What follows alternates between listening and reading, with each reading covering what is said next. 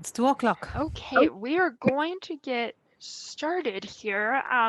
Thank you all for joining us today, and I hope that you are safe in your houses or are not having a snow or ice storm.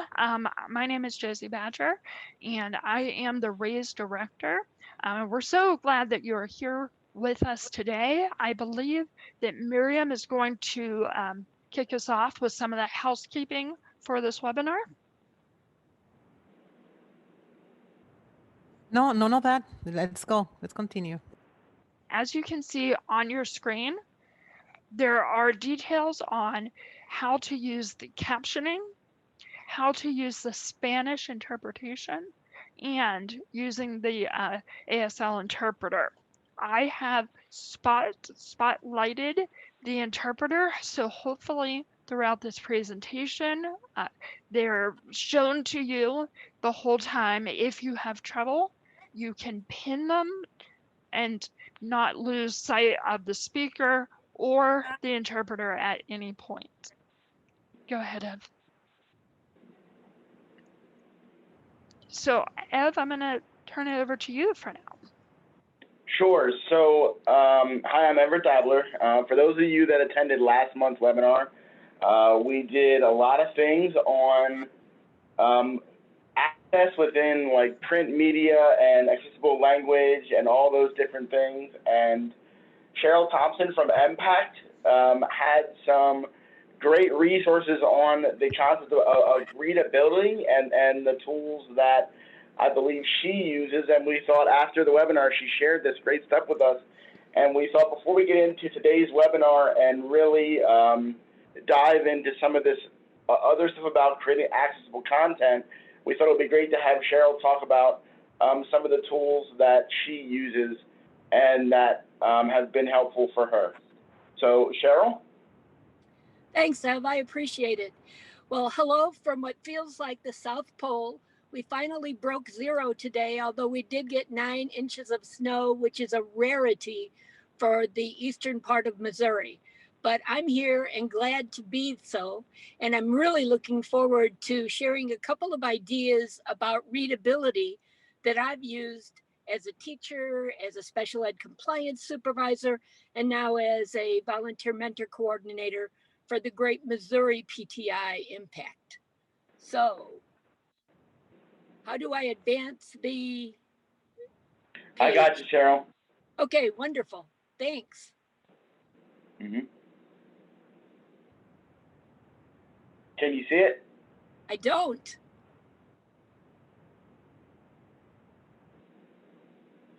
I see a great picture of Miriam. Let's try this. Can you see it now? Yes, I can. So okay. The reason, one of my cards in my pocket is I'm also a reading specialist, although special ed teacher is probably one of my favorite roles. But the National Assessment of Adult Literacy, published by the National Center for Education Statistics, states that 50% of American adults are unable to read a book written at an 8th grade level. So when we prepare print media, whether it's fact sheets or trainings, we really want to shoot to have a readability below that 8th grade level. Next. So what is readability? Readability really is simply the ease with which text can be read and understood. So there are several, and probably a lot more than several applications or programs that talk about being able to get a readability level. And the ones that we may be most familiar with are the one that's built right into Word. One of my favorites, which is Rewordify, and then Hemingway Editor, which is relatively new to me, but all three of them are really good tools for your toolbox. The thing about Word is you don't have access to the readability unless you have Word. If you have Word, it's already in there. Hemingway Editor and Rewordify, both are free applications that I'm going to share with you at the end of this. Next. Before you continue, can you launch the presentation in presentation mode? Because it's in a small. Everett, that's you. Yes. You got it. Thank Okay, you. better. Thank you. Thank you, Pam. So in Microsoft Word, this is the way that you would find it. Microsoft Word bases readability on the Flesch reading ease and the Flesch Kincaid grade level tests that indicate how difficult the passage is to understand. The higher the score, the more difficult the text is to read. So ideally, you'd want to shoot around 6, 7, 8 so that you knew that half of your audience would be able to read and understand that. As far as troubleshooting with the readability of Word, make sure you have show readability box checked and correct or ignore all errors found in the document before the readability statistics will delay. So if you're going to check spelling, you're going to check grammar, you have to fix those things before you do the readability score. Next, Ev. So Hemingway Editor is something that's relatively new to me, although it's a wonderful, wonderful tool. Here you have the online version and the application version. The application version, the paid version, which gives you all the bells and whistles, costs $19. It's a flat $19, and they send you the updates as they're needed. But this is really nice because it will point out your adverbs, the use of a passive voice, phrases that have a simpler alternative, and the two that I can't see it, but it's going to highlight in green those things. So Hemingway Editor is one of your options in being able to find readability. Next. Rewordify is the one that I am most familiar with. Again, it is a free application. It's rewordify.com. You put in, if you were looking at the screen, at the far left toward the bottom, you see enter the English text or a web page to simplify. So you're just going to cut and paste what you would like to see reworded in that bottom. Then you'll click a note that says rewordify. Then what's at top and highlighted in yellow will make suggestions for you to reword it. Now, sometimes it's pretty literal and it doesn't always make sense. So you may have to change it. These are only suggestions, but it takes a lot of effort away from you. Make suggestions, makes it simpler, and then it will give you that grid to the right that shows you the level of density, the total word count. So the things that you will want to shoot for in lowering. I know we were just dealing with one that was talking about McKinney-Vento. And in Rewordify, the highest level of grade that it will support is a grade level 18. So if you're shooting for a 6 or an 8 and you end up with an 18, you know, somebody at a grade level 18 would understand it, but most of the others would not. So in our McKinney-Vento fact sheet that we were working on, when we looked at it, the readability was a level 18. Now, some of the reading, especially when it comes to legal matters, you can't take away some of those words. So what you would need to do is just find a way to make it simpler or explain it in a lesser way. And Rewordify won't always help you with that. But at least you know that you may have to define what an unaccompanied minor is in that specific situation. Next.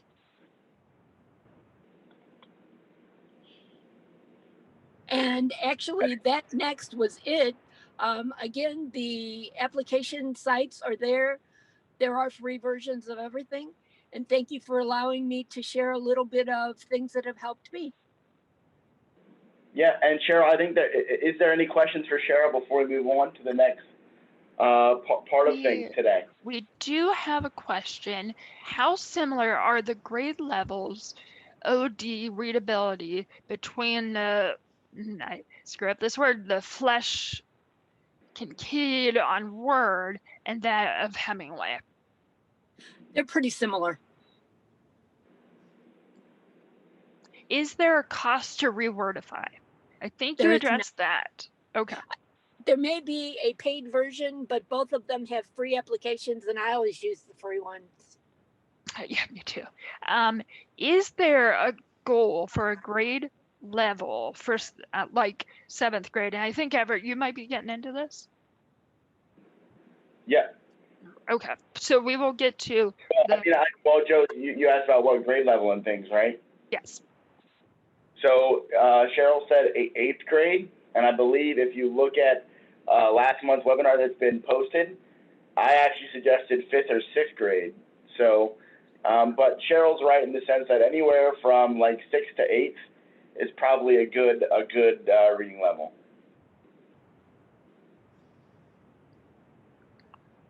Okay, great. Thanks so much. Yeah, thank you, Cheryl. Well, okay, so and I'm really glad that Cheryl was able to do that for us this month to kind of follow up on last month's webinar. And if you were not able to attend that one, I encourage you to go back to Ray's website and find that. But for today's webinar, we're going to do things a little bit differently than what you're used to. In the chat, we're going to share a link to a Google Doc or a Google Drive link that will allow you to access a practice document that I'm going to be using to show you how to do some of the things to make your documents more accessible for those that use assistive technology, things like screen readers, for instance. And a lot of the guidance that I'm going to be giving you or showing you is in relation to or connects to the Web Content Accessibility Guidelines, or WCAG 2.0. WCAG 2.0 is a part of Section 508 compliance. And for those of you that are familiar, you know that deals with like websites, electronic media, and all that stuff. And the reality is, within the midst of COVID and this new virtual world that we're living in, we all post Word documents or PDFs that need to be accessible to those who use assistive technology. So I'm going to actually show you how to do this today. So you're going to see a lot of demo, and I think we decided to do it this way because I feel like it's the best way to learn.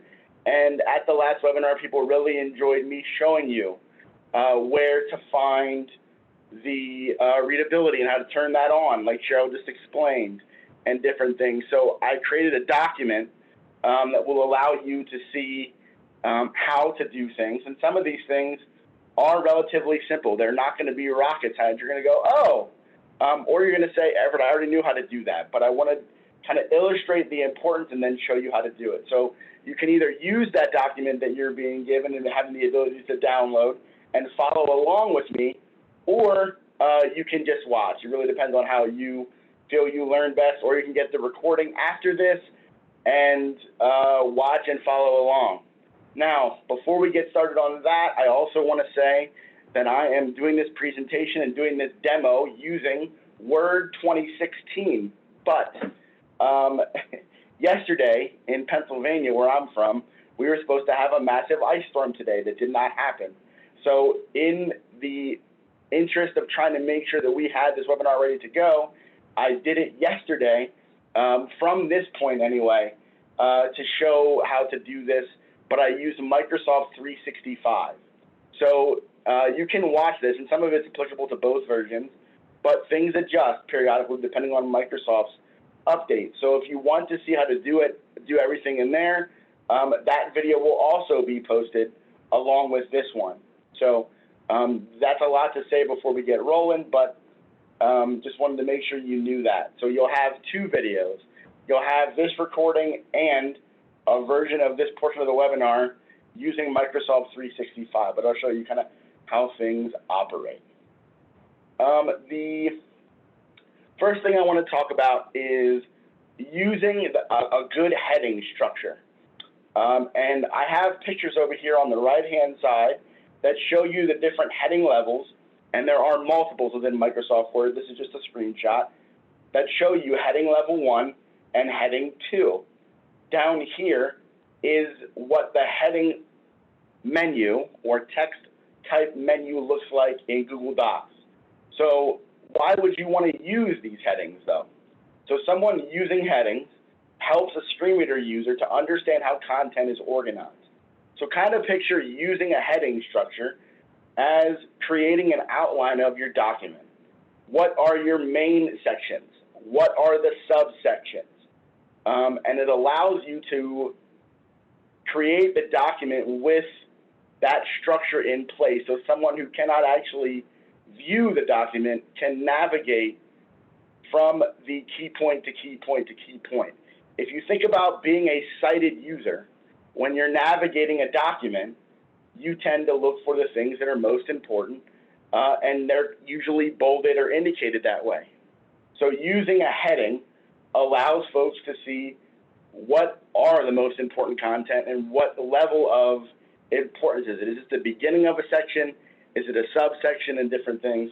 So I'm going to show you eventually how to do that. Okay, so that is using headings. Okay. Next is you want to always use the built-in formatting tools that are available to you in Microsoft Word and Google Docs, and that includes using columns, okay? In some of the documents that I help faculty kind of work through and deal with and think about, a lot of them will create documents using their own dashes to create their lists, okay? They'll use their own. They will not use the built-in bullet or numbering tools. Or they'll create a document where they use columns to display information, but they do that by inserting their own tabs or their own spaces. This makes navigating in the document with a screen reader difficult. If you use these built-in formatting tools, it will make screen reader navigation easier for those trying to do that. All right, and you want to avoid using them. This is like really old school, but I still do see this periodically, where people will use text boxes to kind of format the flow of their document. You want to avoid doing that if you can, and you want to use these built-in formatting tools to do that and create that formatting for you. Okay. The next one here. This is a lovely picture of my 15-month-old daughter, Mackenzie, in the snow in Pennsylvania, okay? And when you're talking about adding alt text to images, an alt text to an image is just an image description based on the context of what you're trying to display. Okay, for instance, if you go into the PowerPoint and you look at the alt text for this image, it will literally say Mackenzie in the snow outside wearing a polka dot snowsuit and a pink hat. Okay, that is the context of this photo. But let's say you were talking about something in terms of early intervention or child growth and development, and you use this picture to display something. That may change the context of the image that you are displaying. But I'll show you how to put in alt text so that somebody utilizing a screen reader, when they get to this photo, they would get that proper image description so they can understand what the context of those needed images are. Okay?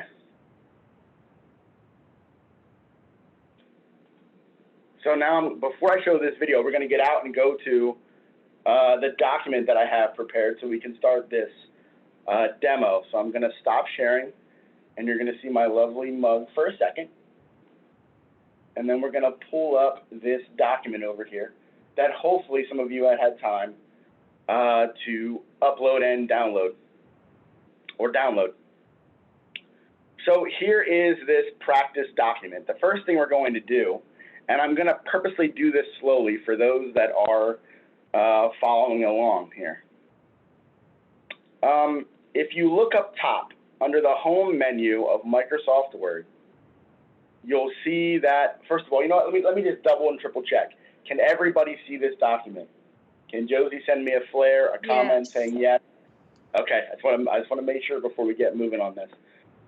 So you have, if you're under the, there's all these this ribbon up top, right, that has all these different features and different things that all of you have probably seen within Google Docs and within Microsoft Word and different things. If you're in Microsoft Word and you're under the home menu, okay, this gives you all these options over here that says heading 1, heading 2, heading 3, heading 4, and title. Now I will tell you, one of the things that is important is that if you have a title of a document that looks similar to this, right? This appears normal. You have your title of your document, you have your subheadings or your subsections, right? And I literally labeled what to make these things just for practice. So if you're making this the heading of your document, you would want to highlight it, go up to the top, and make that heading level 1. Okay? Once that is made heading level 1, if you see here under this document, there are things to be made heading level 2. All right? So all you do is you highlight your text, go up to your heading levels, and you can make the change to heading level 2. Now you can, and I'll show you in a minute, if I make this other one heading level 2 quick, just to be quick.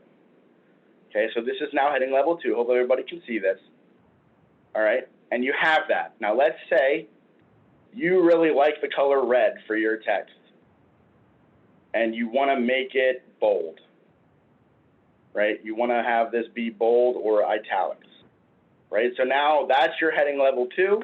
If you go up to the top menu to the heading level 2 area and it's selected, you can right click and you see this says update heading 2 to match your current selection. And then everything that you have labeled heading 2 will change to that font and that text. Okay, but this literally creates a roadmap within this document. So creating that makes it easier for those using a screen reader technology to navigate your document. Now, using the built-in formatting tools, again, is under the home menu of Microsoft Word, but you'll see that they're up here. And this is typically what I see. These lists that have dashes, okay? This will not be read in a screen reader as a list, but if you use these, let me make sure I get all of it here. Okay, if you use these built-in tools and make your bullets, this then will be recognized as a list with a certain number of items so that somebody knows under heading level 2 there is a list with 4 items there. Okay, and then it will read down that list and somebody can navigate around that list. Again, these are probably some simple things that you go, of course I know how to do this. Okay? And if you do, that's great, but I want to make sure that people know the importance of actually using them and trying to stay in the habit of doing that, I guess, the proper way or the most accessible way. So looking at the next step about creating columns. So you see things like this, where somebody might list their phone number, the hours they're in their office, and their email, and you want to make it so that it looks like it's in columns. If you go to layout up here, you'll see the option to make columns. And when you do that, after you highlight the text that you want to put in columns and press the number of columns that you want, I want to make this 2. I click that, then it is formatted in your left to right format, and it should read across correctly left to right or up and down left to right, okay?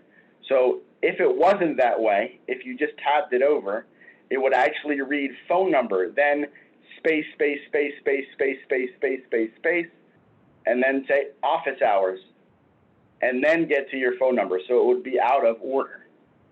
So that's an important thing to make sure that you try and do.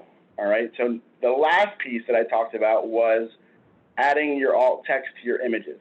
Now, in Microsoft 365, if you right-click, there is an option to do edit alt text. But in Office 2016, you have to go to the option to format your picture. Okay, so you select your photo, which in this case is my wonderfully beautiful little daughter. Okay, and then you have all this dialog box over here open up. This third one is where you find the alt text option.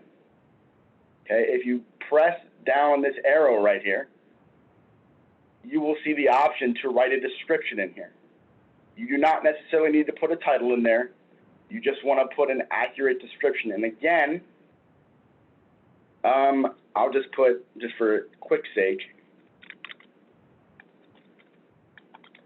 Mackenzie in a snowsuit outside in the snow. That then puts that description in there for you, and you have it there available to you and to someone using a screen reader. But again, the type of description that you put in is dependent on the context of what you're doing. So just wanted to make sure that everybody saw how to do that. And before I move on to show you why this sort of thing is so important, I figured it might be a good time to maybe ask if there are a few questions. I see that there are questions and there's people in the chat too, so it's been a little hard to follow and do the demo. So is there any questions that I can answer before we get into this? I think you're hitting on a lot of them. Yes, there are many questions. Oh, go ahead. here. You're looking at the chat. Everett or Cheryl. Colin asked, how similar are the grade levels or readability between the French Kincaid on Word and that on Hemingway? Well, yeah, and I think that Cheryl answered that already, and I want to say they're pretty similar. So you'll be able to kind of gauge no matter which one you use.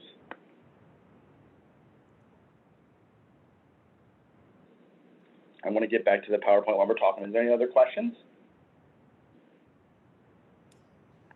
From the Q&A, is it okay to have images in text boxes to put them where you want them in the document? Yes, but that gets into a whole concept of reading order, and that's not something that I'm going to cover today. However, I did share some PDF documents with folks, and I'm going to show that here at the end, where you can get some ideas about, hey, where do I put these text boxes? And you want to make sure that it's in order and that it's okay. Like, you can use a text box. You just want to make sure that it's in the proper order when it's being viewed, if that makes sense. Yes, we have one more question. This is something I've had trouble with. After you enter the alt text description in the formatting, then what? Like, there's no like save or post, like there's no button. It doesn't do anything. It's really odd. You just click the X and it goes away, and then you should save your document. If you save your document with that alt text in there, it should stay there. But there is no apply or anything like that. And I'll give some credit to Microsoft Word in the sense that they are doing a little bit better in terms of like putting access things like that out front, but it by no means is perfect. So I want to show you. Is there any other questions? Just you've gotten a few questions about, if an image is just used to look pretty, it doesn't really serve to add to the language. What do you do? So actually there should be, and thank you for bringing that up. I'll go back and I will show that. We still see So the trying to be, there you go. I'm trying to move it so that I can get what we need to be up there. Okay. Okay. Can you see the document now?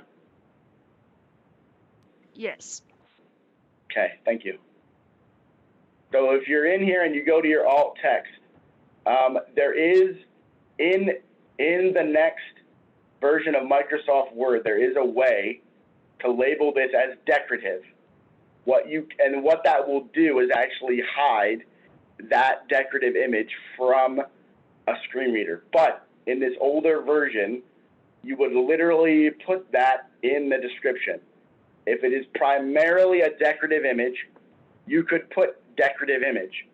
And if you want to put some context to it, maybe it's a decorative flower, you could put that in your description. But if it is primarily decorative, that is what you would do. And in the new version of Office 365, there's actually a checkbox to indicate that it is decorative. And if you're doing things within a PDF, there are also ways to identify images to be hid or as decorative.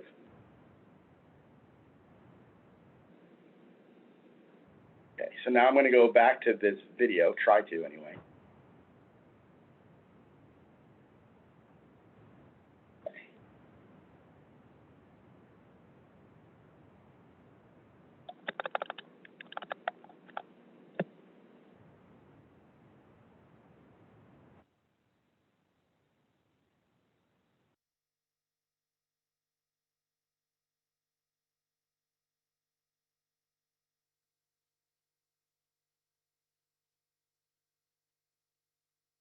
Top 5. Franz Arkenton. Heading Level 1 Top 5. Heading Level 2 Franz Arkenton.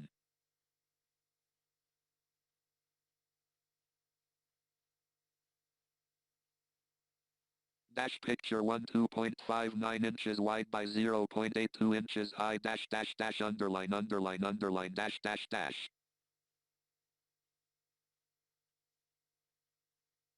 Description: image of Franz Arkenton 2.59 inches wide by 0.82 inches high heading level 2.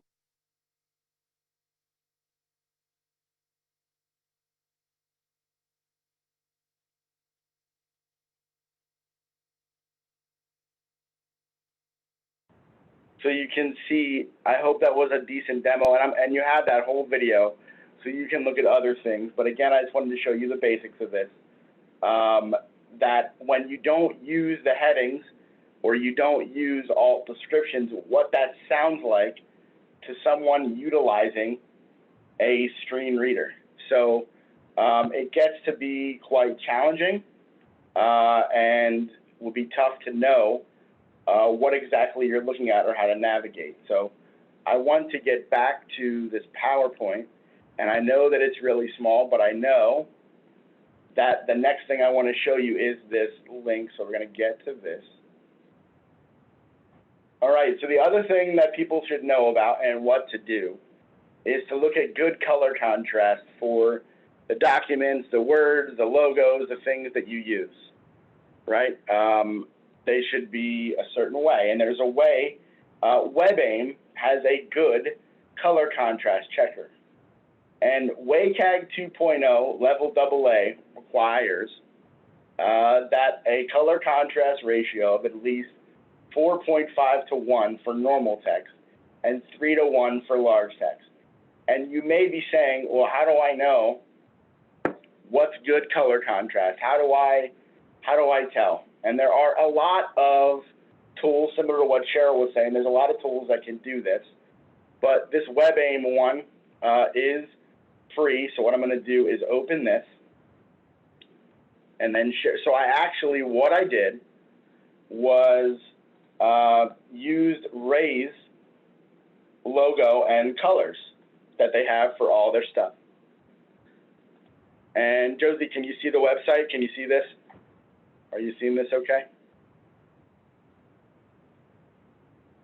I'm seeing WebAIM, yes. Yep, okay, good. That's what I needed. Okay. So this is WebAIM, and what you can do is you can actually change the color of your foreground and background colors and actually test and get the ratio of your color contrast.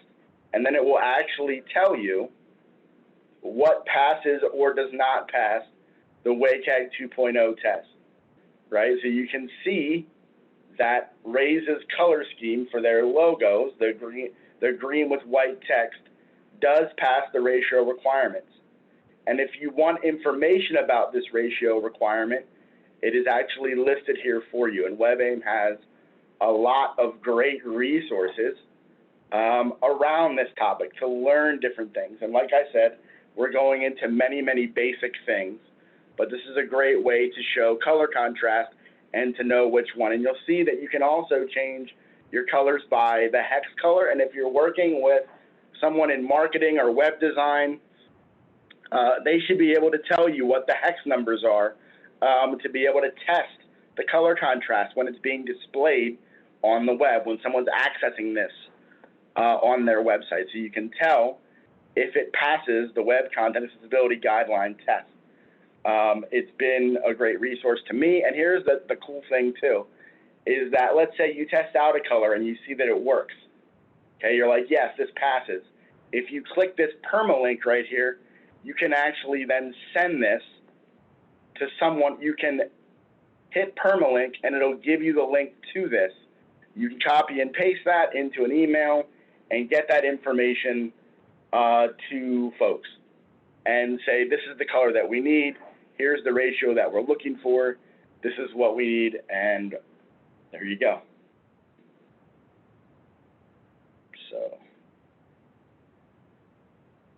I see that somebody has raised their hand, Joes. Does somebody have a question?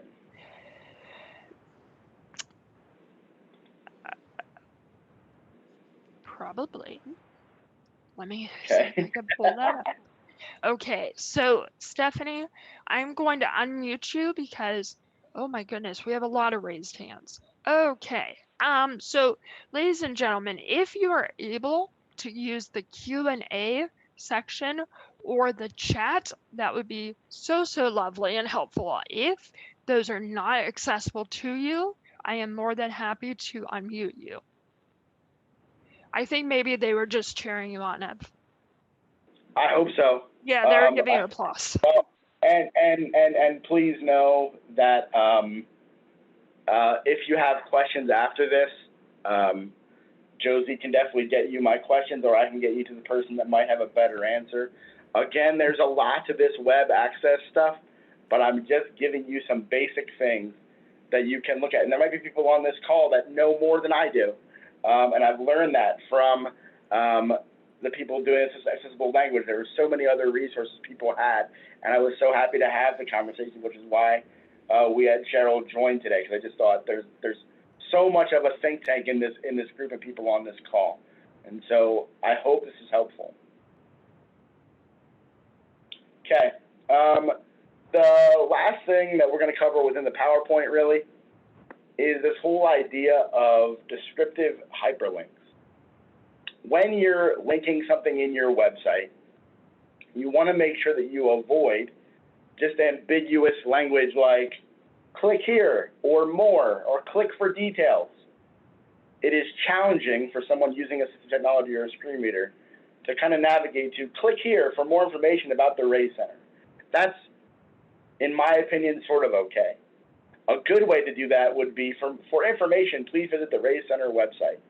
And I'll show you how to do this in a document, okay?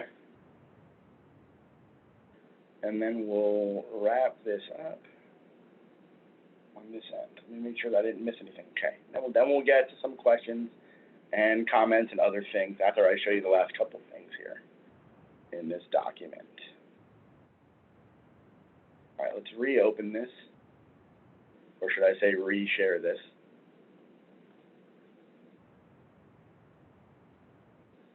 Okay, so we're back to the document, okay? So here is an example of something that you would see somebody post this in an email, on a flyer, like here's the link to watch this. So please watch this video on screen reader use, right? And then you get this long YouTube link. What I would do is take this, okay? And what you want to do to be able to do a descriptive hyperlink is take the link that you're using, which is this one, and you want to copy that first, okay? You want to copy it, and then it says, then I have example of what to do. So let's say you have the words, please watch this video on screen reader use. And then you can literally just highlight the words that the video, that describes what the video is to the best that it can, and then you right click on your mouse and you'll see this option to hyperlink. In Office 365, it might even say link, okay?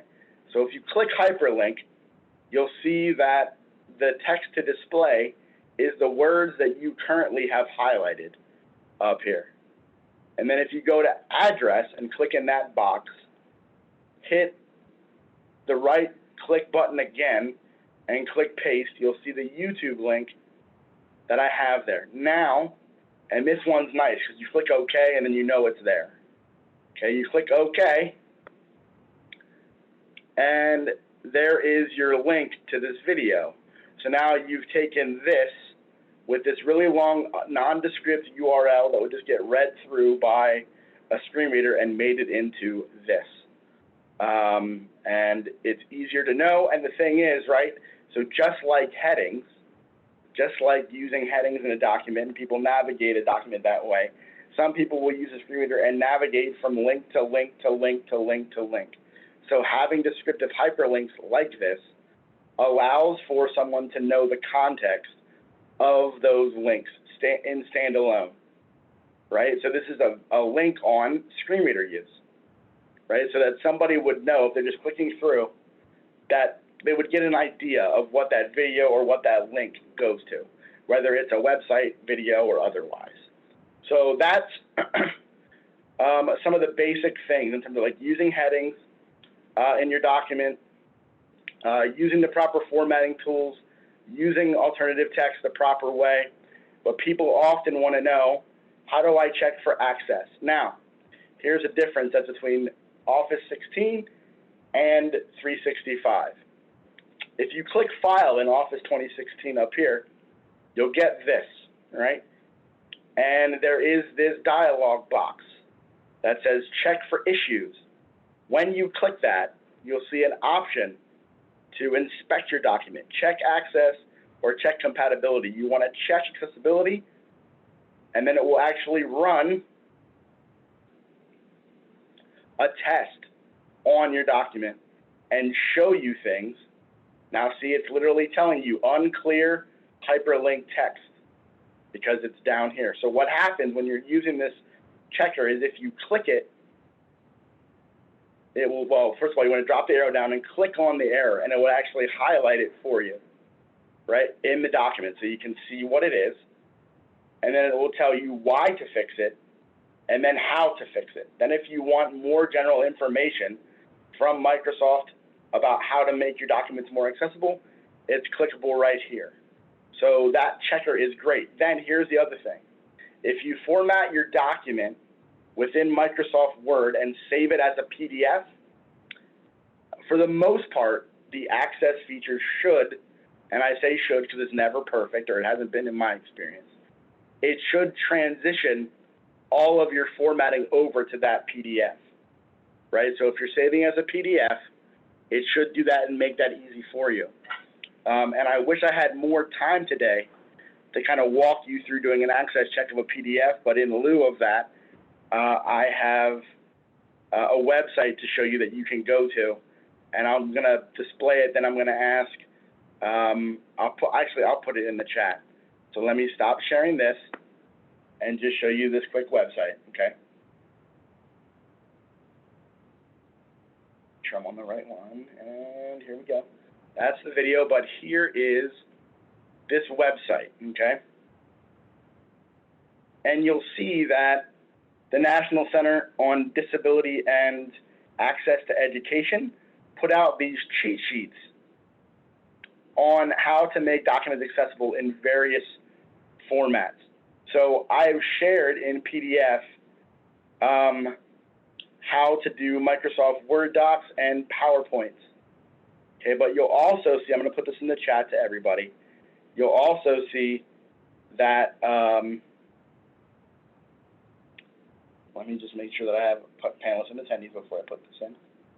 There, I'll put that in the chat for you, so everybody can see that. And then you have access to tip sheets on how to do this. And the neat thing is that if, say, you use Word 2016, just for an example, when you click this, it opens this up and you'll see this. Do you want a PDF file of this? Right, you can go through and follow it this way, okay? Or they're designed to be a one-page PDF on a how-to, and hopefully you all can see this.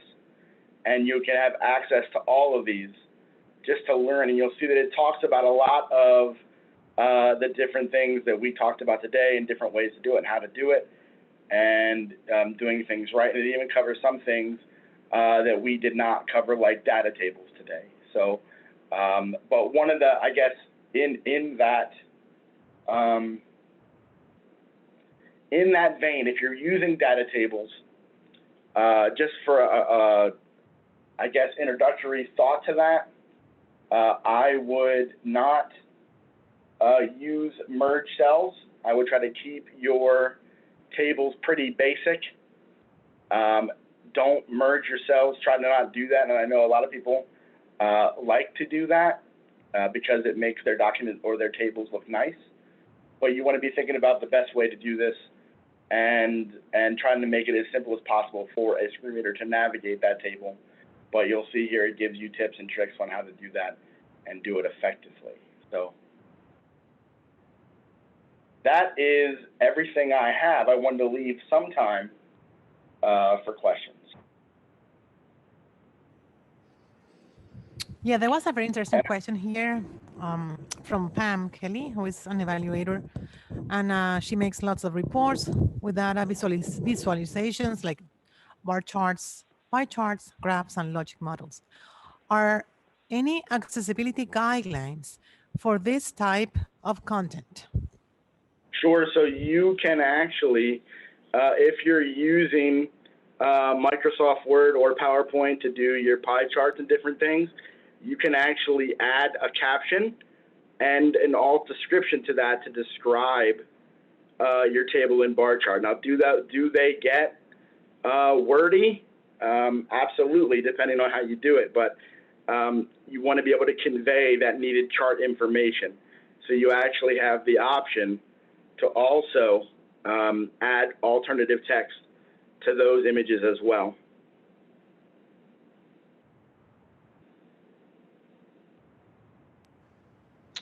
Ev, we have another question. Okay, one of this goes back to your hyperlinks. If you were going to hyperlink a video, would you use the words such as this video and hyperlink that, or would it be more descriptive? The way that I tell people this is, if it were standing alone by itself with no text context around it, would the person know what the video is for? And so it doesn't have to be super long, but I would avoid like this website, this video. What I would try to say is watch this video about whatever the topic is. Or, you know, you could do something like watch this video on the topic and not highlight that, but know that some people are going to navigate using link to link to link things because they're trying to find your most important information, and maybe they think they know where it is on a page or on a given document, so that's how they're going to do it. Ev, another question about Adobe. Do similar accessibility cues exist in Adobe InDesign? Yes, and if you go to the website that I shared in the chat, I believe, I hope I'm right as I'm saying this to you. Let me go back, but I actually believe there is a cheat sheet for Adobe InDesign here also. Let me just double check, and let me make sure that I'm sharing this so that you can actually see. Yes. Okay. There it is. Can you all see the screen again? See, so here are those cheat sheets, and there's Microsoft Excel, PowerPoint, Adobe Acrobat, InDesign. Okay, and then there's stuff on YouTube captioning for videos and things. So, and I know this might be an older version of InDesign, but it might give you some guideposts for what to do within InDesign. So I'm hoping, I know that we're going to share this website out, and it's a great resource for people.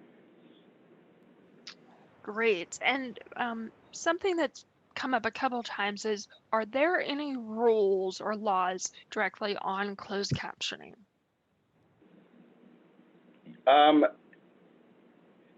It's an ADA access issue, or it's for us in a college, it's 504 or 508 compliance, right? So what access are you providing to someone? So if you're providing an event to the public such as this, it would be advised to offer captioning on your videos or broadcasts. Now, what people do sometimes is they'll do an invite-only event and then have people request accommodations based on that. But based on, if you're offering an event to the public, by law, it must be captioned.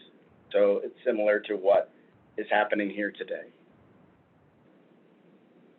And let me also mention that because of our virtual lives right now, there have become a lot more options when it comes to captioning. Auto has become better, and so programs like rev.com now have live streaming automatic versions, but there are fees attached. Right now, we have a live captioner who we are grateful for, but there have been a lot more additions to artificial intelligence. Google Hangouts, Facebook videos, and YouTube all have free captioning available. Yeah, and I would say, Josie, those options or those phenomena, I guess you want to call them, are relatively new within the last year and a half, right? Like where companies have this now available, right? So this technology it's not new. The concept isn't new, but the intuitiveness of it, where it's built in, is like Zoom doing what they're doing now is different. We have a question here. Is using the automatic closed captioning on YouTube acceptable? And what I will say is, you are able to look at the auto-produced captioning. I would recommend doing that and reading through it, because sometimes it's a little goofy, but then you can change that. So by compliance standards, right, it must be 99% accurate, okay? And like Josie just said, the auto-generated captions for some videos might actually be accurate, but many times they are not accurate. But is it better than not having anything? Sure, but you better check to make sure it's conveying the words and information correctly. But let's just put it this way. If I'm working with faculty here at the college, I will tell them not to use auto-generated captions. They better caption their own video or use the support that we have here for our faculty and staff. We just received notice that YouTube may have gotten rid of their auto-generated captioning. If that's true, that's a bummer. Yeah, well, they might have for compliance reasons. I don't know, Joe. I mean, I know I watched the video today that was auto-generated, so I think maybe they are. That would be really unfortunate. But that's why, social media has, they made captions for scrolling purposes so that you didn't have to have your volume on when you're traveling, but they don't realize that they're literally creating access for everyone to be on social media. So I know we're running low on time. Is there any last minute questions? The only other thing right now, and I ask all of you if you have any burning questions for Everett to put them in the Q&A. But one question is, how does an individual personally transcribe or caption a video? So there are ways to do this within YouTube, and I could do, Joe, I feel like I should come back and do like multiple training to do that independently, but there are third-party vendors that do it, like Josie was saying, like Rev will do it. Companies like 3Play Media will do captioning for you, but if you want to do it yourself, you can do it through YouTube. You can actually post your video on YouTube, go into the captions that have been auto-generated, and then edit them to make sure they are correct. That's one way. And then there are other ways to do it through video editing software too, but that's, like I said, can be, if you're not familiar with it, somewhat complicated. Yeah. And I just see one more question here. I'll double check. But we keep mentioning Windows 2016 and 360. Do these same rules and tips apply to older versions? Yes, in fact, there are. If you go to that website that I know I keep plugging it, but there are PDFs for making, there are information sheets for making things accessible in Word 2011 and 2007 and 8, or 7 and 10. So there are tip sheets for those as well, if you go to that website. Should I repost a link in the chat again, Josie? Just so people have these cheat sheets? That sounds great. And If it will be coming with the PowerPoint and some handouts in the follow-up email. Yeah, somebody asked, how do you play the YouTube video on Zoom? So when you do a share screen, and I wish I could demo this. When you do a share screen, in the bottom left of that share box, when you're picking what screen or what box to do, there is a button that says share sound, or there's a button that says optimize for sound. If you click share sound, that will share your computer sound, and you can share a video like we did here today. And it's not always perfect, right, Joe? It's not always great. But most times, now that Zoom is living in this COVID world, it's gotten pretty good.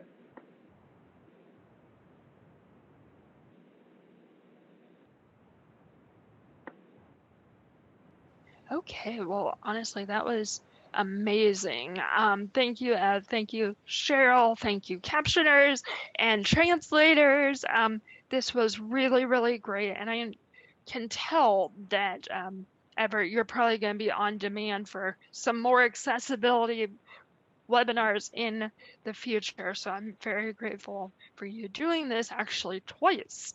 And I think we have a survey. Is it on the end of the PowerPoint of?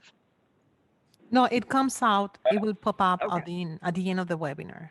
Okay, very good. And just so you know, like I said, this is an introductory situation. I showed you some very basic things. Like I said, there might be people in your communities that know more or can expand on this for you. If you want resources on that, just reach out to me. I was not able to cover everything, so I hope this at least gets you started. Yes, that's wonderful. We really would love the feedback on this webinar, and we are so grateful that you attended. We will be having more webinars coming up this spring in April and May. We will be releasing brand new youth engagement toolkits because that is a really important piece of our work here. And we are also starting to plan out our summit for the summer. It will be on June 21st and 28th. And we'll be hosting more information on access and transition during those events. So please keep an eye out for that information. Okay, well, that is it from my end. Miriam, anything else? No, everybody will get the recording and the materials and everything, and we will post it later when it's captioned on the website, theracecenter.org, our website. Okay, thank you all so very much and have a safe and good day. Bye, everyone. Bye-bye. Thank you.